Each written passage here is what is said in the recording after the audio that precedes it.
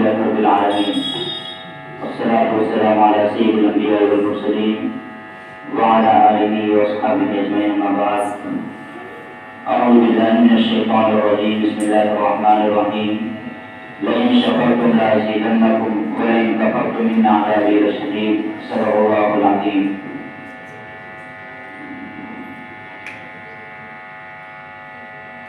ہمارے اس احاطے کے اندر تشریف لائے ہوئے ہمارے ہی دور دراز سے اور اس علاقے کے مہمان کرام اور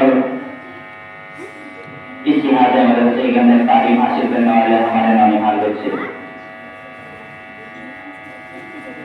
آپ سب کو معلوم ہے کہ ابھی جو اجتماع ہوا ہے، جوڑنا ہوا ہے، کس نسبت سے ہوا ہے اور یہ بہت بڑی فضیلت ہے اور اللہ رب العزت کی طرف سے عطا کرنا بہت بڑی نعمت ہے. لیکن اصل یہ ہے کہ نعمت کی شکر گزاری مدد کرو. نعمت کا حق، نعمت کی شکر گزاری، اللہ کے بہت سارے احسان ہیں. اتنی نعمتیں ہیں، اتنے احسان ہیں اللہ کے، تو وہ شمار کرنا چاہے تو وہ شمار نہیں کر سکتے. اور تمام نعمت میں اللہ رب العزت نے اس چھوٹے سے نونہال بچوں کو بہت بڑی سعادت نصیب کروایا، بہت بڑی نعمت کے علما دی ہے. اتنی بڑی نعمت اس کا مقابلہ کوئی نہیں کر سکتا ہے. دنیا کی کوئی طاقت اس کا مقابلہ نہیں کر سکتی ہے. میرے عزیزو، اس لیے کہ یہ کلام پاک ہے،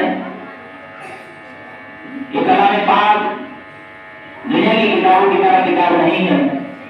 یہ کلام پاک ہمارے آپ کی لکھی ہوئی کتاب نہیں ہے.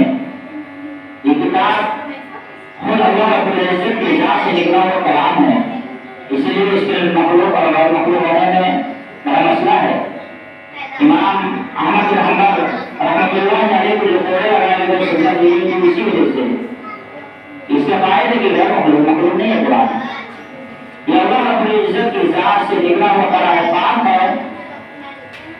جس طریقے پر اللہ رب العزت کی باری تعالیٰ کی جس طریقے پر عظمت تقدس ہے، اسی طریقے پر اس کلام پاک کی بھی عظمت تقدس ہے. تو میرے عزیزو، یہ اللہ رب العزت نے جو نعمت دی ہے، یہ نعمت عظمیٰ ہے، بہت بڑی نعمت ہے. اس کا مقابلہ کوئی نعمت نہیں کر سکتی ہے. اس کا مقابلہ دنیا کی کوئی چیز نہیں کر سکتی ہے. خود اللہ کے رسول صلی اللہ علیہ وسلم نے ارشاد فرمایا، خیرکم من تعلم القرآن وعلمہ، اور کما قال علیہ الصلوۃ والسلام، تو قرآن کو پڑھنے پڑھانے والا، قرآن میں علم سیکھنے والا، قرآن کا درس دینے والا، قرآن کا درس لینے والا، تعلیم و تعلم کا معنی کرنے والا، اس سے بڑھ کر دنیا میں کوئی بھی انسان نہیں ہو سکتا. اس سے بڑھ کر دنیا کے اندر کوئی کامیابی نہیں ہو سکتی. میرا عزیزو، اللہ رب العزت نے اس چھوٹے سے بچے کے دل میں قرآن مجید کو اتار کر اس کے دل کو، اس کے جسم اور ڈھانچے کو، اس کے دل و دماغ کو اللہ رب العزت نے قرآن مجید کی حفاظت کے لیے، قرآن مجید کی حفاظت کے لیے اس کو قبول کر لیا ہے. تو میرا عزیزو، قابل مبارکباد ہے. یہ ہمارے اس طالب علم کے لیے مبارکبادی کا معاملہ ہے. اس طریقے پر ان کے لیے مبارکبادی کا معاملہ ہے. خوشخبری، اہلا و سہلا و مرحبا کہا جاتا ہے. اسی طریقے پر ان کے والدین کو، ان کے والد محترم کو بھی اہلا و سہلا و مرحبا کہا جاتا ہے. ان کے والد کو مبارکبادی پیش کی جا رہی ہے، اس لیے کہ انہوں نے اپنے سینے میں پتھر رکھ کر، قلبی کثیر سے سن کر، سمجھ کر، تمام چیزوں کو برداشت کر کے اپنے نونہال نگر کو مدرسے کی چاردیواری میں چھوڑا ہے. گھر کے کھانے کو چھوڑ دیا، گھر کے عائش و مکان کو چھوڑ دیا، ہر چیزوں کو چھوڑ دیا، بھائی اور بہنوں کی محبت کو چھوڑ دیا، ماں کی محبت کو چھوڑا. انہوں نے اس کو قربان کیا صرف اس وجہ سے کہ اللہ رب العزت کا جو کلام ہے اپنے سینے میں اتنا کرنے کے لیے. تو میرے عزیزو، جس طریقے پر یہ طالب علم بچہ مبارکبادی کے قابل، مبارکبادی کا لحاظ ہے، اس کے اندر مبارکبادی دینے کے وہ قابل ہے، اسی طریقے پر ان کے والدین بھی مبارکبادی کے لائق ہیں. اور ان کے ساتھ ساتھ امتیاز میں سے ان کے جو مبارک استاد ہیں، یہ استاد ہیں، محنت کش ہیں، ان کے استاد حافظ محمد معراج صاحب، ان کو بھی مبارکبادی پیش کی جا رہی ہے۔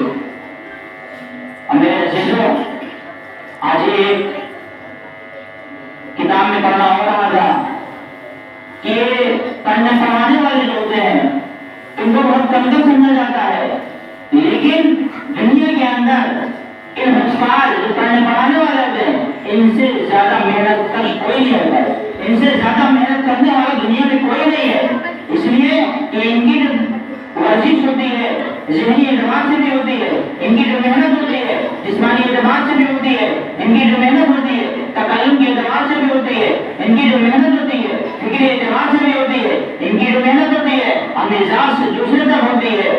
میرا جو دنیا کے جو کام کاج ہوتے ہیں صبح 9 بجے سے لے کر 5 بجے تک 8 گھنٹے کی ڈیوٹی، 24 گھنٹے کی ان کی ڈیوٹیاں ہوتی ہے۔ صبح اٹھنا اس لیے کہ طالب علم کس طریقے پر علم حاصل کر لے، سونا ہے تو اس طریقے پر کہ طالب علم کو سلا کر رکھ دیں گے تاکہ طالب علم نشاط حاصل کر لے، اور صبح جب اٹھے گا حساب بشار اٹھے گا تاکہ اس کے اندر نشاط آ جائے اور وہ چست و چالاک ہو، اس کے بعد علم حاصل کرنے میں کامیاب ہو جائے۔ ان کے اساتذہ کی فکر ہوتی ہے، بچہ جو کامیاب ہوا ہے جہاں مبارکباد کے قابل ان کے والدین ہیں وہ ان کے اساتذہ بھی ہیں، ان کے پیچھے جو محنت کی ہے صرف اس وجہ سے کہ یہ طالب علم ہمارا بچہ کامیاب ہو جائے۔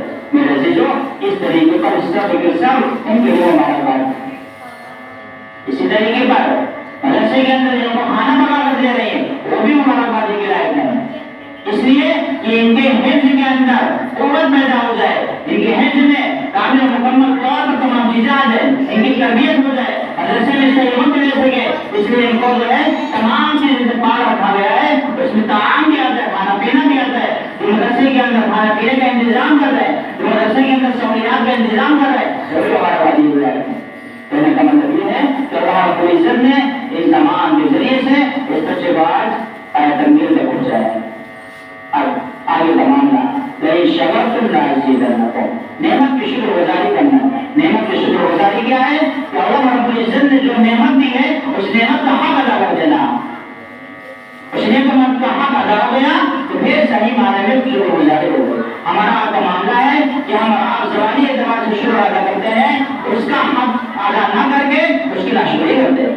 زبان سے شکر ادا کرنے سے کبھی بھی شکر ادا نہیں ہو سکتے۔ تو میرے عزیزوں، پھر آپ کو چاہیے کہ ان شکرتم لأزیدنکم، کہ اللہ نے جو نعمت کو سنا دی ہے اس کی شکر گزاری کرے۔ اللہ رب العزت کیا کریں گے کہ نعمت کو بڑھا دیں گے۔ نعمت کو بڑھائیں گے کہاں؟ اب ان کے اعتبار سے نعمت کی شکر گزاری ہوگی۔ اللہ رب العزت جب انہوں نے قرآن کو حفظ کر لیا ہے تو قرآن کے مفہوم کو سمجھنے کے نعمت سے نواز دیں گے، عالم دین بنائیں گے اللہ رب العزت نے، مفتیان کرام کی فہرست میں شامل فرمائیں گے۔ کب؟ جب کہ نعمت کا شکر ادا کریں گے، نعمت کے حق کی ادائی کریں گے، اس کے بعد اللہ رب العزت آگے کا مرتبہ بڑھائیں گے، لئن شکرتم لأزیدنکم، کہ نعمت کو بڑھا دیں گے۔ لیکن کا دوسرا معاملہ ہوا وَلَئِن كَفَرْتُمْ، اگر نعمت کی ناشکری کر دی، نعمت کو انکار کرنا ناشکری کرنا ہے، اگر نعمت کی ناشکری کی تو اللہ رب العزت کا عذاب بہت سخت ہے، پکڑ بہت سخت ہے۔ ان بطش ربک لشدید، اللہ کی جو پکڑ ہوتی بہت سخت ہوتی ہے۔ آج دنیا میں کتنے افراد آتے دیکھیں گے ان کو قرآن تک یاد نہیں ہے، کیوں یاد نہیں؟ اس کی وجہ ہے کہ انہوں نے جو نعمت ان کو ملی تھی اس نعمت کی حق کی ادائیگی رہے گی۔ نعمت کی حق کی ادائیگی کہ کم سے کم اس کی تلاوت تو ہونی چاہیے، نعمت کی حق کی ادائیگی کہ کم سے کم صحیح معنی میں قرآن کی تلاوت ہونی چاہیے، نعمت کی حق کی ادائیگی اس شکرتم کے ذریعے کہ ہمیں چاہیے کہ اس نعمت کے ذریعے آگے بڑھنے کا ہمیں موقع دیا جائے۔ اللہ کی طرف سے موقع ملے گا اسی وقت کہ ہم نعمت کی شکر گزاری کریں گے۔ الحمدللہ اس میرے بچے نے اللہ کی طرف جو نعمت ملی تھی اس کو حق کو دینے کی کوشش کی۔